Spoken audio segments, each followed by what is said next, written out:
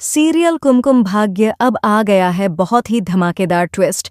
प्रार्थना ने डिसाइड कर लिया है कि वो शिवांश के साथ हमेशा के लिए चली जाएगी क्योंकि अब उनकी शादी हो चुकी है। जी हाँ, सीरियल अब और भी इंटरेस्टिंग हो गया है। ये सब कैसे हुआ, चलिए बताते हैं। क्यों मान गई प्रार्थना शिवांश के साथ जाने के लिए? लेकिन हाँ, अगर आपने अभी तक हमारे चैनल को सब्सक्राइब नहीं किया है तो जल्दी से कर लीजिए। आने वाले ट्विस्ट में आप देखने वाले हैं कि जब शिवांश मंडप पर बैठता है प्रार्थना से शादी करने के लिए तो उनकी शादी पूरी हो जाती है। इसके बाद दोनों सभी से आशीर्वाद ले रहे होते हैं। स्मिता उन्हें अच्छे से आशीर्वाद देती है, लेकिन जैसे ही दोनों आगे बढ़ते हैं और आशीर्वाद लेने लगते हैं, स्मिता को शक होता है। उसे लगता है कि यह भावेश नहीं है। फिर वो उसका सेहरा हटा देती है और सामने आता है शिवांश। यह देखकर सभी चौंक जाते हैं। उसी वक्त वहां रौनक भी आ जाता है। असल में रौनक को कमरे में भावेश नहीं बल्कि कोई और मिलता है, जिससे उसे अंदाजा होता है कि कुछ गड़बड़ है।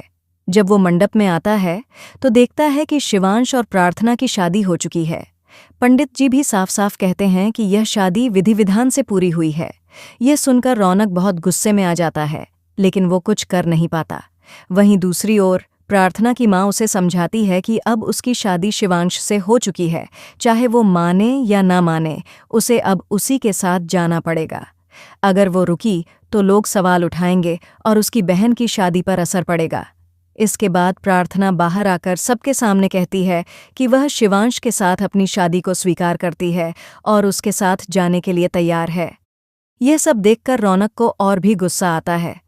शिवांश जाते जाते स्मिता जावेरी से कहता है, अब आप अपने टूटे फूटे बेटे को संभाल लीजिए। कोई बात नहीं, मैं जा रहा हूं अपनी पत्नी को लेकर। जैसे ही रौनक प्रार्थना का हाथ पकड़ता है, शिवांश सामने आकर कहता है, रौनक, मैं बार बार नहीं कह सकता।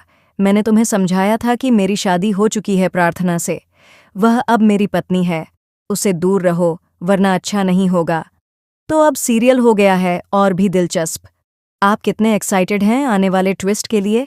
हमें कमेंट बॉक्स में ज़रूर बताएं। क्या प्रार्थना के साथ गलत हुआ है या रौनक के साथ? ऐसी ही खबरों से जुड़े रहने के लिए हमारे चैनल को ज़रूर सब्सक्राइब करें।